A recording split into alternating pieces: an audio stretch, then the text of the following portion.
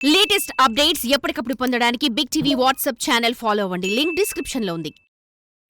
ఆయన జిల్లాలో ఏ పార్టీలో ఉన్నా కింగ్ పిన్ లా వ్యవహరిస్తారు. ఆయనకున్న సీనియారిటీని పార్టీల అధిష్టానాలు అంతలా గౌరవిస్తూ ఉంటాయి. గతంలో 2 పార్టీల్లో మంత్రిగా పనిచేసిన గత ఎన్నికల్లో ఓటమి పాలయ్యారు. ఇప్పుడు 3వ పార్టీలో చేరిన ఆ మాజీ మంత్రికి ఎమ్మెల్సీ పదవి కట్టబెడతారన్న ప్రచారం జరుగుతోంది. ఆ మేరకు సదరు సీనియర్ చక్రం తిప్పి అధ్యక్షుడితో ఓకే చేయించుకున్నారంట.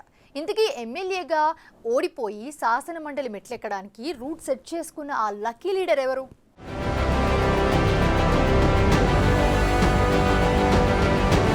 ప్రకాశం జిల్లాలో బాలినేని శ్రీనివాసరెడ్డి సీనియర్ మోస్ట్ నాయకుడు.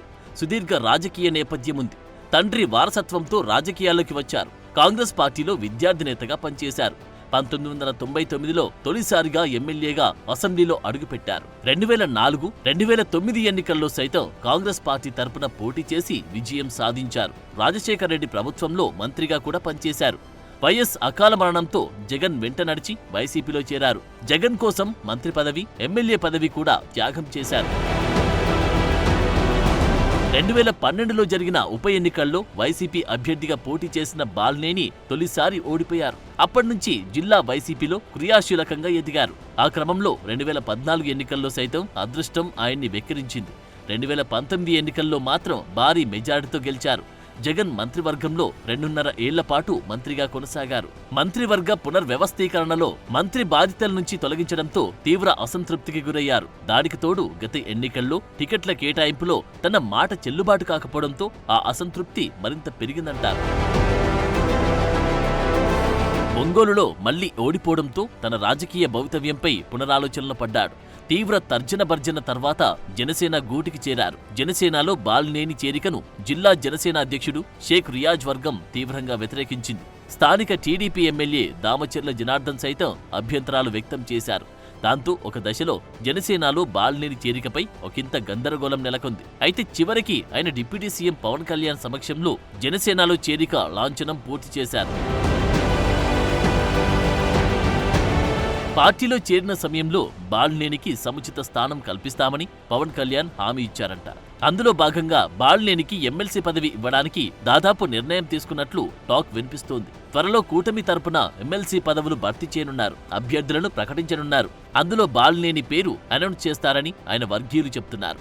అదే జరిగితే ప్రకాశం జిల్లాలో బాలినేని శకం మళ్లీ ప్రారంభమైనట్టేనని పొలిటికల్ సర్కిల్స్ లో గుసగుసలు వినిపిస్తున్నాయి. వైసీపీకి ఇటీవల చాలా మంది నేతలు గుడ్ బై చెప్పారు.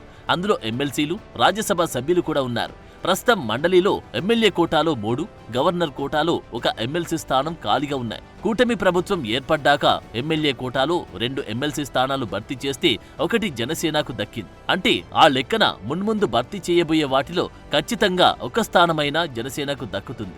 జనసేనలో ఎమ్మెల్సీ పదవులకు సంబంధించి ఆశావాహులు చాలా మంది ఉన్నారు. కానీ వివిధ సమీకరణాల్లో భాగంగా మాజీ మంత్రి బాలినేని శ్రీనివాసరెడ్డి సేవలను వినియోగించుకోవాలని Pawan భావిస్తున్నారట.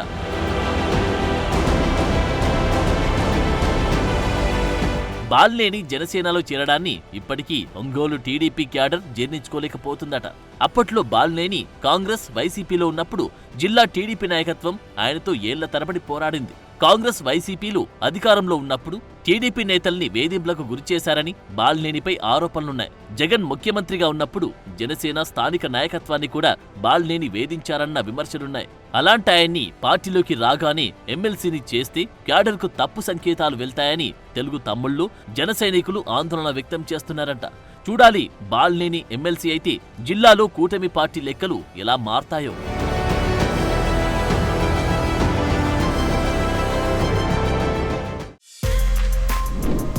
For more videos like this, subscribe Big TV channel.